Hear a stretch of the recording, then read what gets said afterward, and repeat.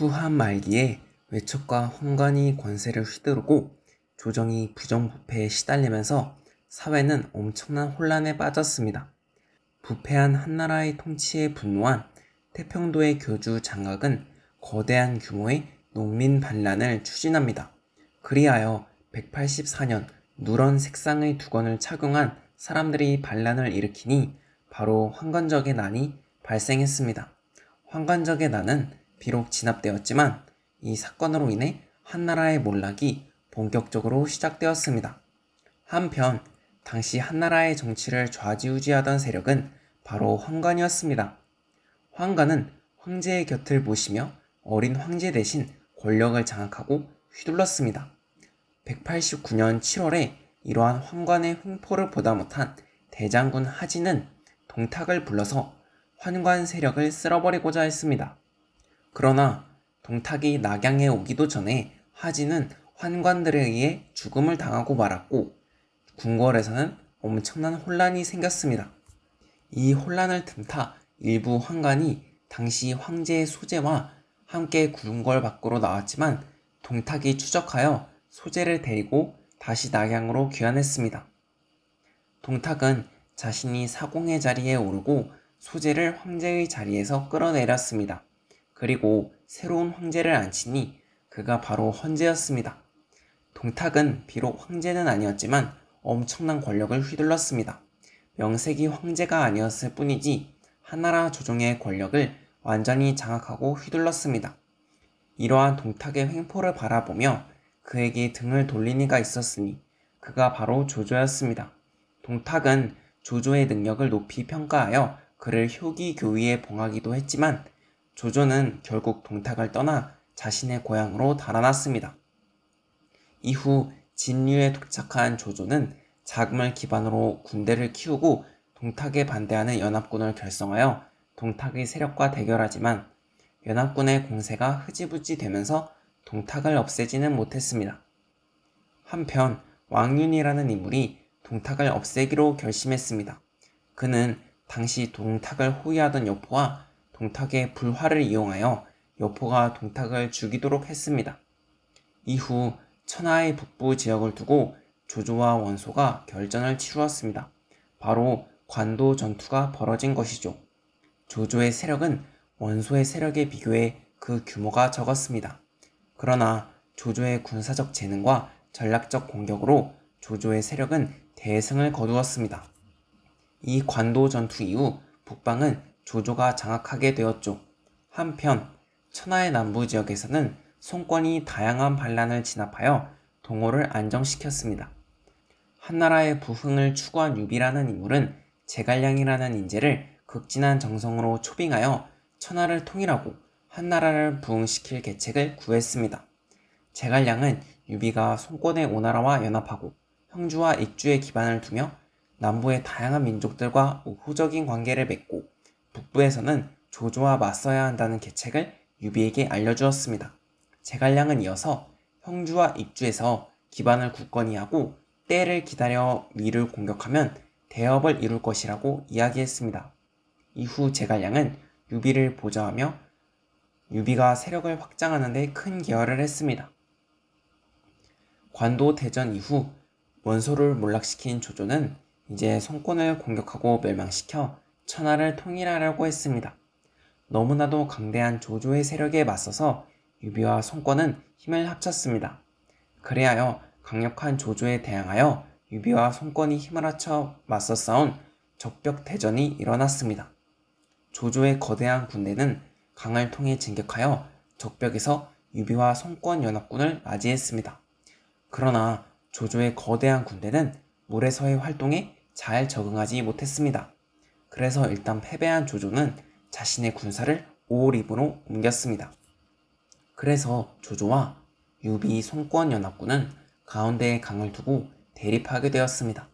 당시 오나라의 군대를 이끌던 주유는 황계가 제시한 거짓으로 항복하는 책략을 썼습니다. 황계는 여러 척의 작은 배에 건초를 채우고 기름을 부어놓은 뒤 항복하는 척하면서 조조의 전함들로 다가갔습니다. 황계의 배들이 조조의 배들에 어느 정도 근접하자 황계는 배에 불을 지르고 조조의 군함들로 돌진했습니다.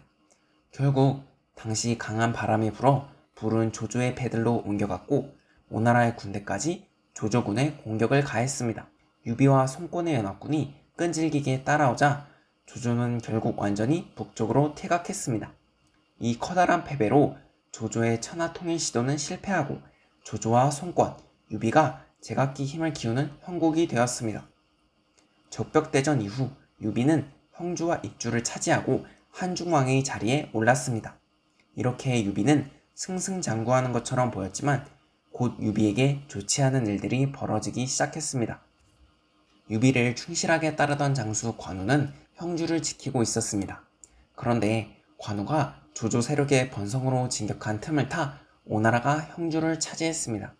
결국 관우는 후퇴하여 맥성에 주둔했지만 맥성을 탈출한 뒤 오나라 군대에게 사로잡혀 죽고 말았습니다. 이제 유비는 관우와 형주를 모두 상실하고 말았습니다. 한중왕에 올라 천하제패가 가까이 있다고 생각한 유비에게는 청천벽력과 같은 일이었습니다. 한편 220년에 조조는 결국 병으로 사망하고 조조의 아들이었던 조비가 위나라의 왕이 되었습니다. 조비는 이후 한나라 헌제에게 황제의 자리를 넘겨받았습니다. 황제가 된 조비는 관료 제도를 정비하고 경제 제도는 안정시키는 등 다양한 정책을 펼쳤습니다. 이후 한나라의 헌제가 결국 죽음을 당했다는 비극적인 소식이 유비에게 전달되었습니다.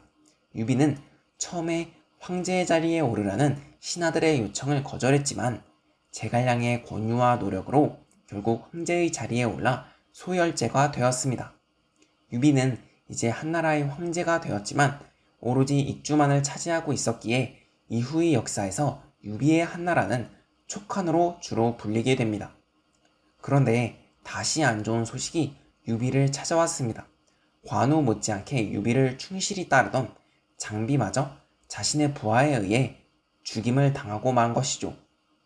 슬픔을 겪은 황제 유비는 이제 관우의 원수를 갚기 위해 오나라를 공격하기로 했습니다. 그런데 오나라의 힘은 만만하지 않았습니다. 결국 유비는 오나라의 대도독 육손에 의해 크게 패배하고 말았습니다. 촉한의 군대는 오나라 군대에 크게 패하고 지속적인 공격을 받아 죽은 사람이 너무 많았습니다. 게다가 촉한을 섬겼던 장수 정기와 시중 마량 등 많은 인재들마저 잃고 말았습니다. 유비는 겨우겨우 오나라 군대의 맹공을 피해 백제성으로 피신했습니다. 이후 유비는 223년에 백제성에서 슬픈 죽음을 맞았고 총나라는 쇠락의 길을 걸었습니다. 이제 촉한을 이끌 인물은 제갈량이었습니다. 제갈량은 남방을 평정하고 촉한의 어지러운 상황을 애써 정비했습니다. 한편 위나라의 황제가 되었던 조비는 226년에 죽음을 맞이했습니다. 조비가 죽은 뒤 그를 이어서 조예가 즉위했습니다. 조예는 바로 위나라의 명제입니다. 이렇게 조비가 죽고 위나라가 다소 어지러운 상황에 놓이자 이 틈을 타서 제갈량이 북벌을 시도했습니다. 제갈량은 여러 번 북벌을 시도했지만 아쉽게도 성공하지는 못했습니다. 229년에는 송권이 황제의 자리에 올랐습니다. 조비, 유비, 송권 중 송권은 황제가 되는 시점은 가장 늦었습니다. 그러나 송권은 실질적으로 가장 오래 안정적으로 권력을 유지한 인물이었습니다. 234년 여러 번 끈질긴 북벌을 추진하며 유비의 의지를 이었던 제갈량이 오장원에서 숨을 거두었습니다. 그는 유비를 이어 황제가 된 유선을 뒷받침하며 끈질기게 북벌을 추진했습니다.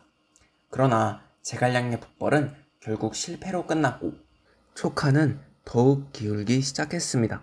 239년 위나라에서는 명제 조예가 죽고 그를 이어 조방이 황제의 자리에 올랐습니다. 조방은 너무 나이가 어려서 조조 시절부터 위나라를 섬겼던 사마의 등의 인물들이 그를 뒷받침해야 했습니다. 그런데 조방을 보좌하던 조상이라는 인물이 사마의를 권력에서 몰아내고 자신의 일가에게 막대한 권력을 부여했습니다. 조용히 자중하며 기회를 엿보던 사마의는 고평릉 정변을 일으켜서 조상 세력을 파멸시켰습니다. 그래서 위나라의 권력은 사마씨 가문의 손아귀에 들어갔죠. 촉한에서는 강유라는 인물이 제갈량의 의지를 이어 지속적으로 위나라를 공격했습니다. 그러나 이러한 강유의 끈질긴 공격도 모두 실패로 돌아갔습니다. 결국 263년에 촉한은 위나라의 대대적인 공격을 받게 되었습니다. 이 공격으로 촉한의 당시 황제였던 유선이 항복하면서 촉한은 43년 만에 멸망하고 말았습니다. 고평릉 정변 이후 위나라의 권력을 장악한 사마씨 가문은 그 힘이 점점 강해졌습니다. 265년에는 사마의의 손자 사마염이 위나라 황제 조환을 몰아내고 황제의 자리에 올랐습니다. 그리하여 서진의 시대가 시작되었습니다. 280년 사마염은 드디어 군대를 보내 오나라를 공격하여 멸망시켰습니다. 그리하여 서진이 이 기나긴 삼국시대의 막을 내렸습니다.